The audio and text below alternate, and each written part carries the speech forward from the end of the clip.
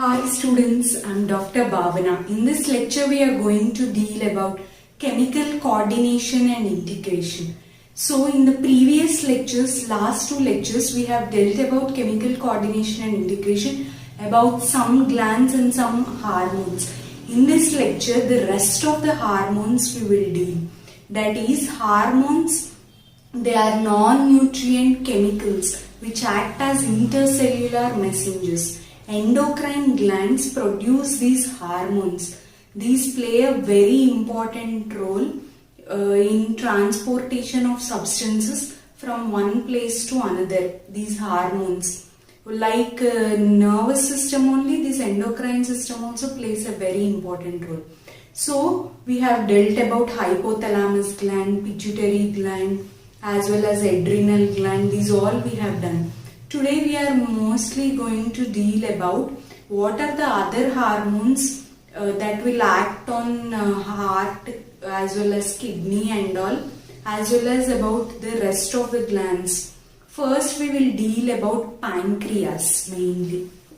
So in pancreas it is a composite gland, that is, it is mostly composed of both exocrine as well as endocrine glands. Exocrine glands, they produce alkaline pancreatic juice. Pancreas means it will secrete some juice that is called as pancreatic juice. It will combine with the liver juice, that is hepatic juice, and it forms hepatopancreatic duct through which the common bile juice passes.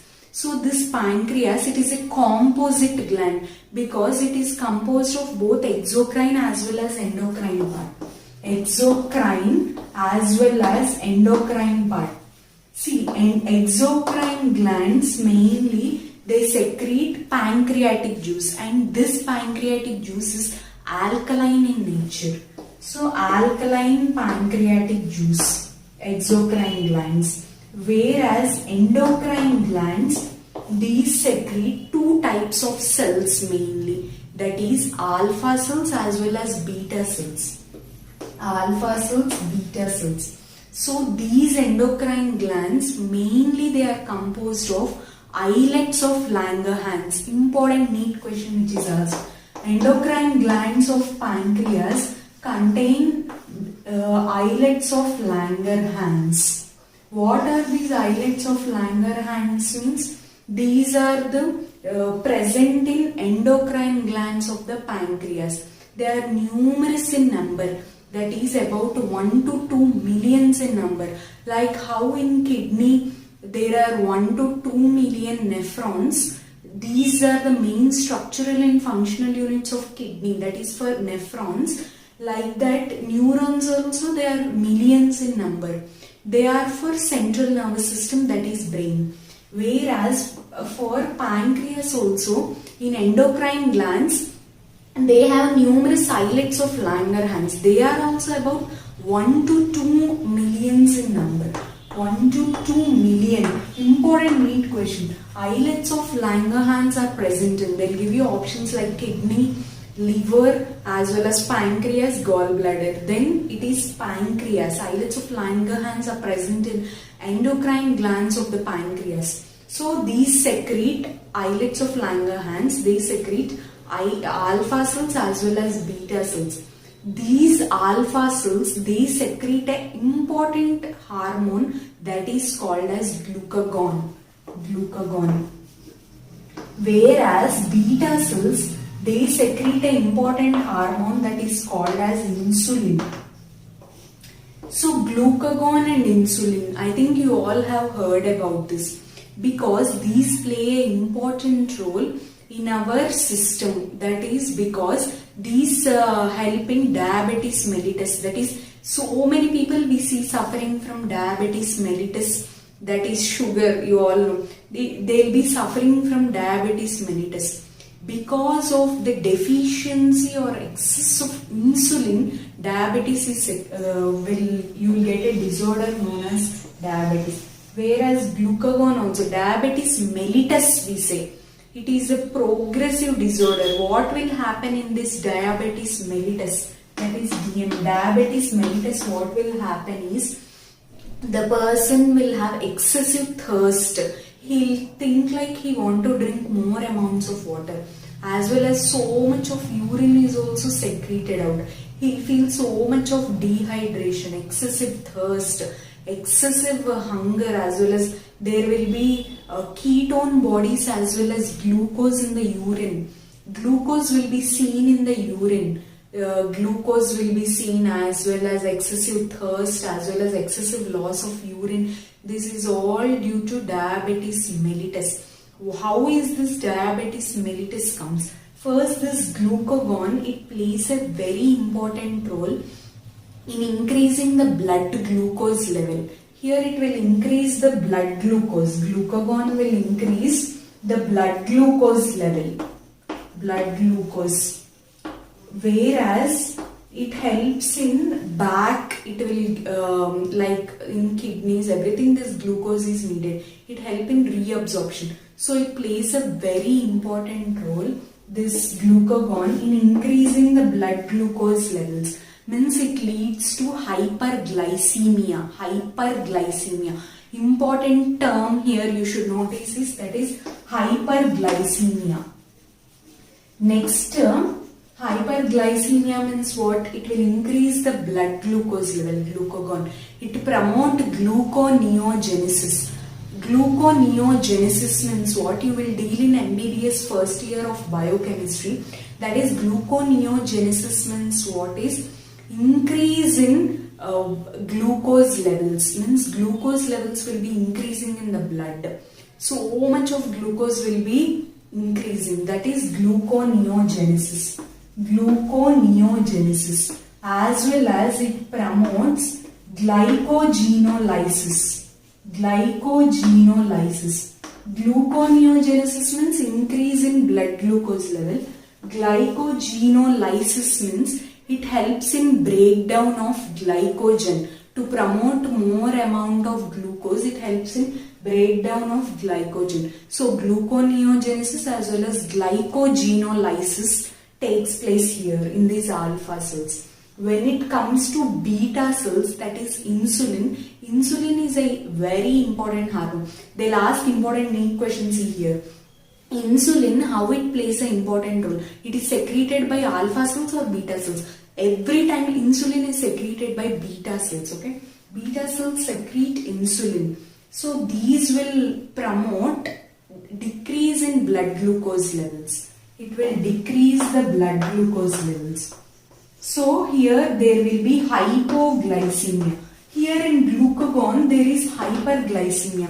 Whereas here in insulin there is decreased blood glucose levels and it leads to hypoglycemia. That is decreased blood glucose levels. So here what will happen? Their gluconeogenesis takes place because increase of blood glucose. Here what will happen is glycogenesis takes place. Glycogenesis. So much of glucose here is converted into glycogen here. Because there will be decreased blood glucose level, so much will be into glycogenesis. Whereas here glycogenolysis, lysis means what? Here breakdown will take place of glycogen. Here promotion of glycogen will take place because glucose should be reduced. If glucose should be reduced, glycogen should be increased in amounts. So this is about mainly the main gland which is very important, that is pancreas, because numerous questions will be asked because so many people now they are suffering from diabetes mellitus. So mostly in NEET also they will ask related to that. First we see what we have dealt is pancreas. It is a composite gland, that is it consists of both exocrine as well as endocrine parts. Exocrine mainly they'll ask you in NEET also first which is a composite gland, that is also important. So you all note down pancreas, it is a composite gland. Composite is nothing but mixed gland because all will secrete only one hormone, that is exocrine hormones or endocrine. But pancreas, as it is a mixed gland, it produces so many both exocrine as well as endocrine. So it is called as composite, that is mixed gland. So exocrine glands, it secrete alkaline pancreatic juice. That is alkaline means it is basic. Exocrine only one, that is pancreatic juice it will secrete. When it comes to endocrine, that is alpha cells as well as beta cells. Alpha cells secrete a important substance that is called as hormone, that is glucagon, whereas beta cells, they secrete an important hormone called as insulin. Okay, so these endocrine glands contain numerous islets of Langerhans. These islets of Langerhans are present in the pancreas only. Numerous will be present. How many? Means 1 to 2 millions are present.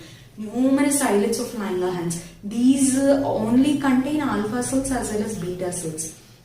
So when alpha cells secrete glucagon, it promotes increase in blood glucose levels. Means in our blood, the glucose levels should be increased. This is by a hormone called as glucagon. Important question. Hyperglycemia is promoted by, that is we say glucagon. Glucagon promotes hyperglycemia. When it comes to insulin, insulin promotes the decrease in blood glucose levels, that is hypoglycemia. This is hyperglycemia, this is hypoglycemia. Decrease in blood glucose levels, hypoglycemia.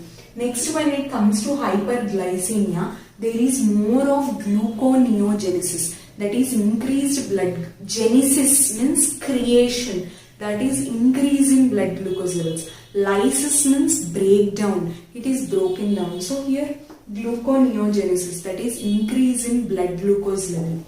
Whereas glycogenolysis means breakdown of glycogen will take place in these two.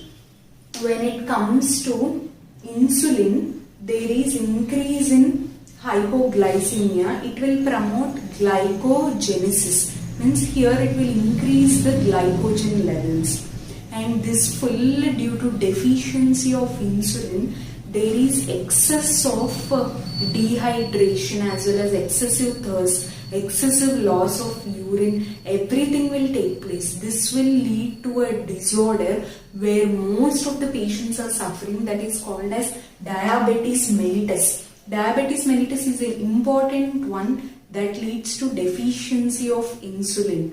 So here they'll become very weak, everything. So they should take continuously medications. If medications are not taken in diabetes mellitus patients, what will happen is it will affect so many organs. It will affect the pancreas, it will affect the kidneys, it will affect the heart, brain, everything will be affected due to diabetes mellitus.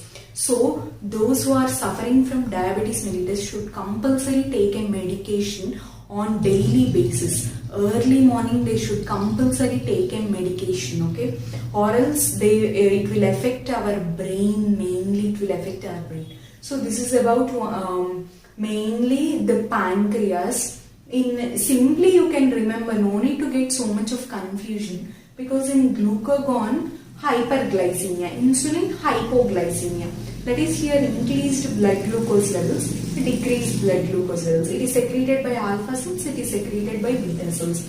Next, gluconeogenesis, it will take place. Glycogenolysis. Gluconeogenesis means increased blood glucose. Glycogenolysis means there will be breakdown of glycogen. Here glycogenesis means they will promote glycogen formation in insulin, okay. So this is mainly about pancreas. Next we are going to deal about thymus. So where is thymus mainly located? Thymus is located in between the lungs mainly. Thymus. Till now we have dealt about pancreas. Next about thymus. Thymus is located in between the two lungs. Here thymus will be there. This is thymus, okay. So thymus, it is present on dorsal side of the aorta, because in between the two lungs heart will be present, right? Heart is present. Heart has a structure that is called as, it is projecting out, that is called as aorta. So on the dorsal side of the aorta as well as on the ventral side of the sternum, this thymus gland is located. What will this thymus do? Thymus, it playing differentiation of T lymphocytes. They play an important role in differentiation of T lymphocytes. That is because the thymus, see, it is present on dorsal side of the aorta as well as ventral side of the sternum. It helps in our build-up of immune system. See, for us, immune system is very important for us. Why immune system is important for us is because some foreign particles will enter our body. Then we will get a disease very immediately. So to prevent all this, we require a good immune system. Immune system will act against those foreign particles and it will play a very important role in production of T lymphocytes as well as B lymphocytes. See, B lymphocytes, they help in humoral immunity. That is, they help in production of antibodies. B lymphocytes, they help in production of antibodies. What these antibodies will do is, these antibodies, they play a very important role in fighting against the foreign particles or the unwanted particles which enter our body. These are all by antibodies, that is by B lymphocytes. When it comes to T lymphocytes, they play an important role in cell-mediated immunity. There will be two types of immunity, okay? One is humoral immunity, one is cell-mediated immunity. Humoral immunity is nothing but production of antibodies, that is by B lymphocytes. When it comes to T lymphocytes, it is by cell-mediated immunity. Each cell will play a very important role in our immune system. So this thymus will help in differentiation of T lymphocytes. See, we see in older patients, they will become very weak. Why they will become very weak? Because they will, their immune system will, that is, their action on their immune system will decrease. Because this thymus, first in child who is newly born, it will be very large in size. When it gets decreased in size, that is, it will come to very small size. When it comes to very small size into small amount, then it will come in older individuals mainly. See, from big size it will get reduced into small size as we become older. That is, it becomes degenerated as we become older, because our immune system, it can't produce so many T lymphocytes. First, initially in the child won't get so many infections, but when we become older, we will be more prone to diseases. Why we will be more prone to diseases is because of this thymus gland. This thymus gland reduces in number, that is, it will decrease in size as well as it will decrease the production of T lymphocytes. So this thymus plays a very important role.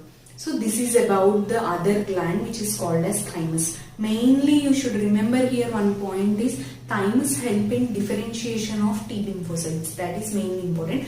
And the only gland which decreases in size due as we become old is thymus. That is also important neat question which they will ask. Which is the gland which decreases in size mostly? That is, thymus only will decrease in size. The only gland which decreases in size is thymus. It helps in thymus. So T lymphocytes, you can remember like this. These T lymphocytes play a very important role in cell-mediated immunity, whereas B lymphocytes, they help in production of antibodies. And where is this thymus present? That is also important neat question. It is present in between the two lungs. That is, it is present on dorsal side of the aorta as well as on ventral side of the sternum. It is present in between the two lungs, this thymus. So till now we have dealt about the pancreas as well as thymus. Next we are going to see about the testis mainly. Testis. Okay. Testis, it is usually present in the scrotal sac, that is outside the abdomen. It is present outside the abdomen. It is seen in males, okay. It is present outside the abdomen.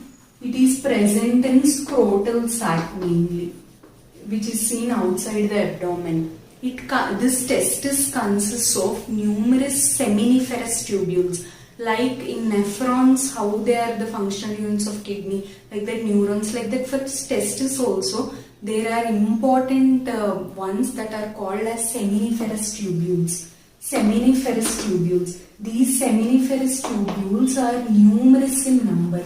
In between the seminiferous tubules, there lies stromal tissues. Stromal tissues means nothing but spaces, okay?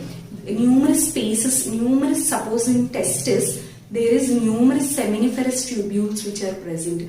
In between the seminiferous tubules, there lie interstitial cells or Leydig cells. They are called as Leydig cells. These Leydig cells only play a very important role in secretion of androgens. Androgens only, they are the hormones which secrete the testosterone, which is the important hormone for males. They secrete a hormone called as testosterone.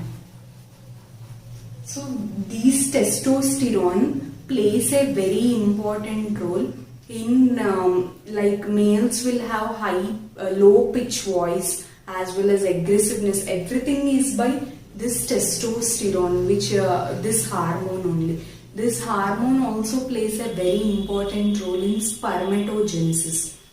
It plays a very important role in spermatogenesis. These testosterone is mainly produced by androgens.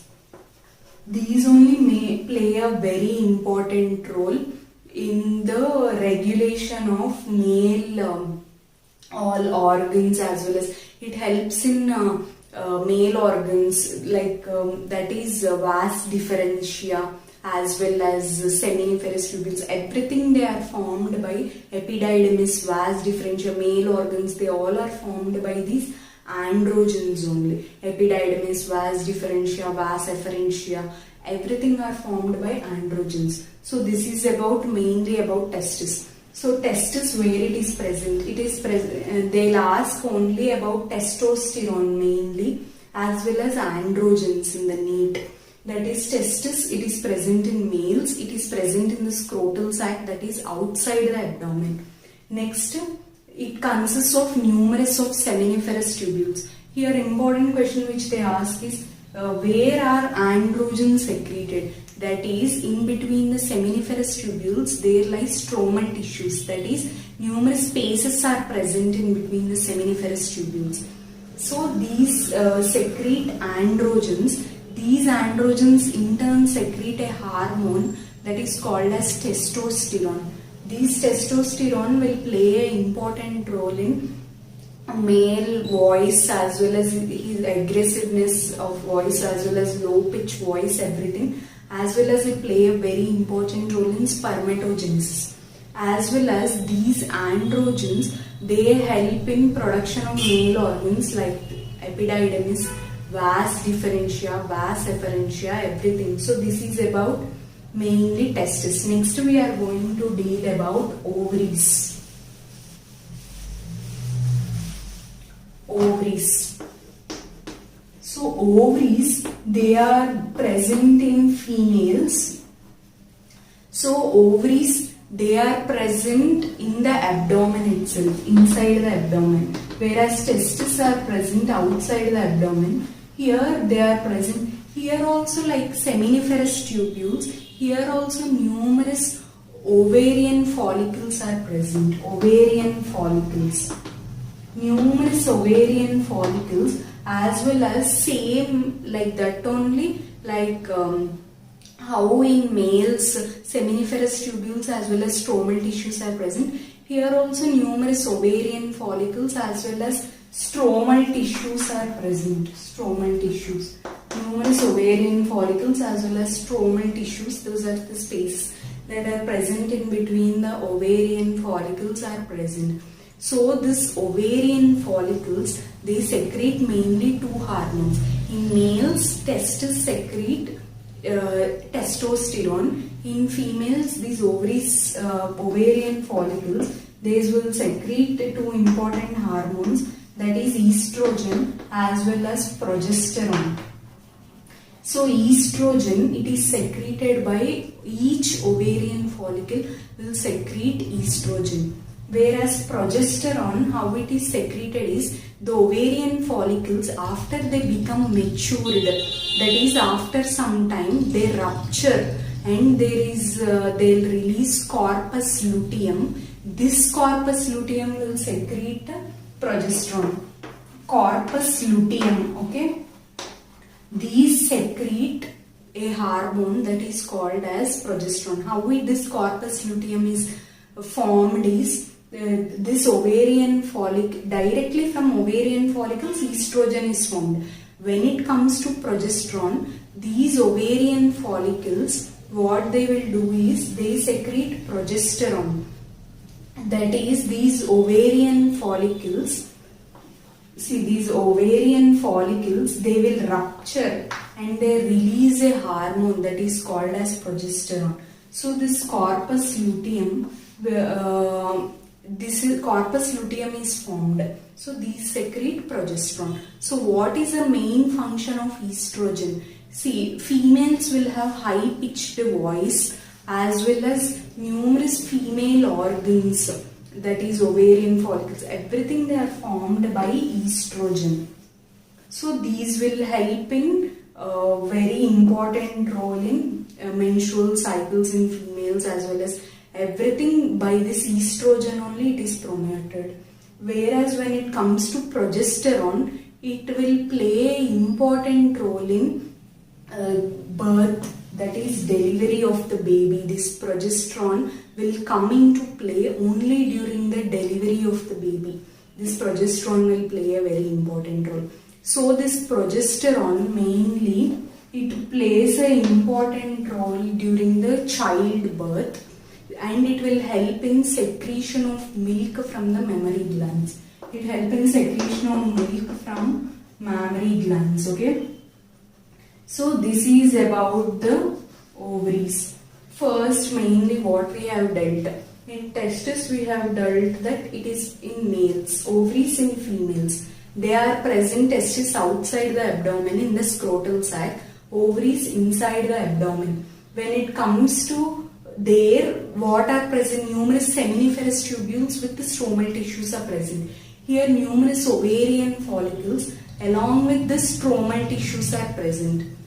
So like the comparison, if you read, it will be very easy. They secrete a hormone called as testosterone, testis, whereas in ovaries, progesterone as well as estrogen are produced by the ovarian follicles.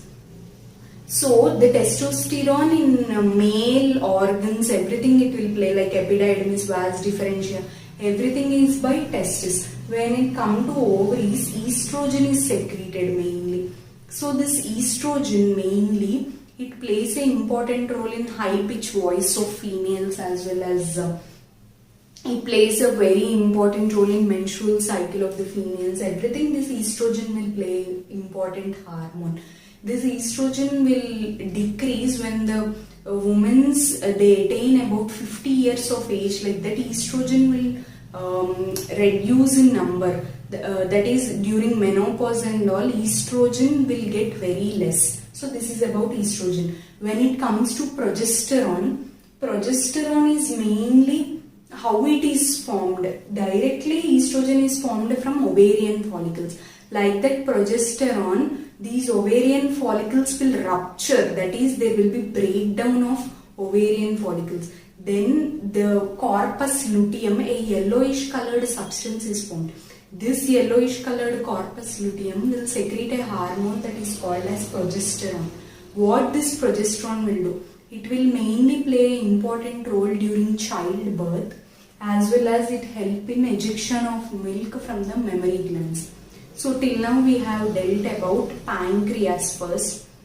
Pancreas, it is a composite gland, as well as it secrete endocrine as well as exocrine hormones. Exocrine hormones, they are mainly islets of Langerhans, that is glucagon, insulin, everything is produced by pancreas only. When it comes to endocrine glands, these endocrine glands, these are about the endocrine glands, that is insulin as well as glucagon. Exocrine means what pancreas will produce is simply pancreatic juice. So that is about pancreas. We have dealt about hyperglycemia, hypoglycemia, diabetes mellitus, everything, that is disorders. Next we have dealt about the thymus, that is present in between the two lungs. It is present on dorsal side of aorta. It is present as well as ventral side of sternum. Thymus mainly plays an important role in differentiation of T lymphocytes. That is, that play a very important role in our immune system. Lymphocytes are present. That is nothing but T lymphocytes. They play a very important role. That we have dealt. As well as this thymus, important question is it degenerates while we become old. That is, they will decrease in size. Next we have dealt about testis as well as ovaries. Testis, it is present outside the abdomen. It is present in males. Testosterone it is mainly secreting. They only play an important role in spermatogenesis as well as in regulation of numerous male organs. Whereas ovaries, they play an important role, that is ovarian follicles are present as well as stromal tissues are present. They secrete two hormones, that is estrogen, progesterone. Estrogen plays a very important role in menstrual cycle of females, like that, as well as progesterone, ejection of milk from the mammary glands, as well as corpus luteum. It secretes a yellowish color substance, that is degeneration of ovarian follicles or rupture or breakdown of ovarian follicles into progesterone. So this is mainly about the what we have dealt about the numerous glands. Next we thought we will see about what are the hormones that are secreted by heart, kidney as well as gastrointestinal tract. So the main hormones which are secreted by heart, kidney, you all will think only endocrine glands, but heart as well as kidney as well as gastrointestinal tract also secretes numerous hormones. First, heart we will see. Heart secretes an important hormone that is called as atrial natriuretic factor. In excretory system we have done, that is atrial natriuretic factor, that is ANF. Atrial natriuretic factor. So this ANF is mainly secreted by the heart. What will this ANF do? It increases the blood flow to the heart. This ANF will increase blood flow to the heart. So this will increase the blood flow to the heart mainly. So what this will do is, mainly ANF plays a very important role. How it will secrete a hormone? It causes the increase in, that is, it plays a composite role. That is, this will decrease BP actually. This atrial natriuretic factor, it will decrease BP mainly.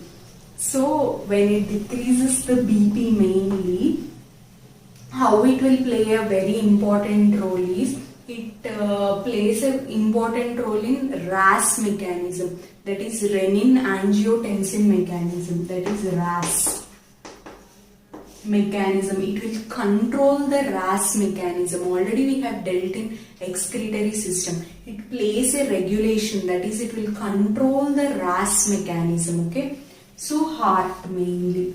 Next about kidney. Kidney, we already have dealt that there are juxtaglomerular cells which are present in the kidney. So these juxtaglomerular cells will secrete an important hormone called as erythropoietin. Erythropoietin. This erythropoietin will play an important role in increasing the RBCs production. RBCs will increase in number due to erythropoietin mainly. So this will play a very important role in increase of RBC. Next, when it comes to gastrointestinal tract, our gastric glands, they also secrete 4 hormones which are very important. That is, first hormone is secretin, next is gastrin, secretin, next cholecystokinin,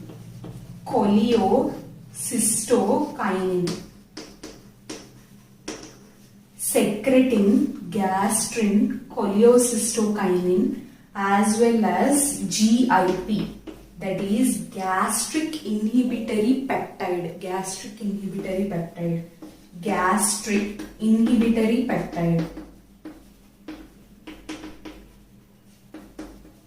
So first, what are the hormones? First I will tell you about these hormones. So gastrin, first in gastric glands, they will help in secretion of gastric juice. By name only we can understand. Gastrin, it helps in secretion of gastric juice.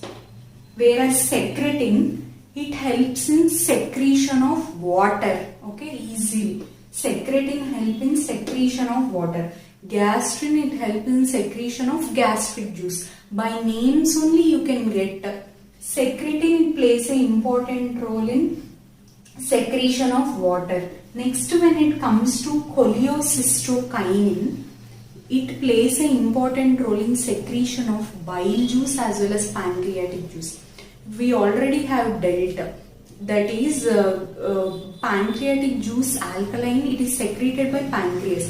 Here also again in gastrointestinal tract also, this cholecystokinin will increase the bile juice as well as it will increase the pancreatic juice secretion. Next, the last hormone is gastric inhibitory peptide. Gastric, that is GIP. It will inhibit the gastric secretion, because if so much of gastric secretion is there, we will lose so much of water and we will become unconscious. So much of acidity will be built up. To balance that gastrin, gastric inhibitory peptide plays an important role. How it plays an important role? It will inhibit the excessive secretion of gastrin, that is gastric juice. So gastric inhibitory peptide will inhibit the gastric juice secretion.